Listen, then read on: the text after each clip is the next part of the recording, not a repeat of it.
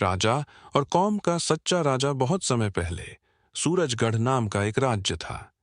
इस राज्य के राजा का नाम था वीरेंद्र, जो अपनी बहादुरी और न्यायप्रियता के लिए प्रसिद्ध थे। लेकिन राजा वीरेंद्र को एक बात की चिंता हमेशा रहती थी, क्या वह सच में एक अच्छा राजा है। एक दिन एक साधु उनके दरबार में आए। उन्होंने कहा, राजन, यदि तुम यह जानना चाहते हो कि तुम एक सच्चे राजा हो या नहीं, तो 7 दिन के लिए अपनी पहचान छुपाकर अपनी प्रजा के बीच जाओ। उनसे उनकी समस्याएं और दिल की बात सुनो, तभी तुम्हें अपने सवाल का उत्तर मिलेगा। राजा ने यह सलाह मान ली। अगले ही दिन वह साधारण कपड़े पहनकर राज्य के गांवों की ओर निकल पड़े।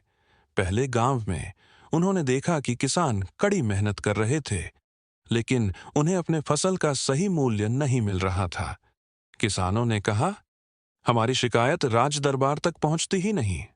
दूसरे गांव में उन्होंने देखा कि एक बूढ़ी महिला बीमार थी, लेकिन वहां कोई वैद्य नहीं था। महिला ने कहा, राजा को कौन परवाह है हमारी। तीसरे गांव में उन्होंने देखा कि बच्चे शिक्षा के लिए तरस रहे थे।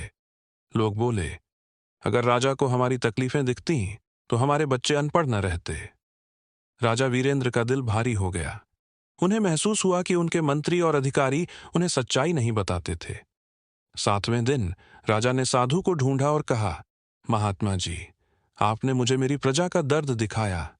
मैं अब समझ गया हूं कि एक सच्चा राजा वही है जो अपने लोगों के बीच रहता है और उनकी समस्याओं को समझता है।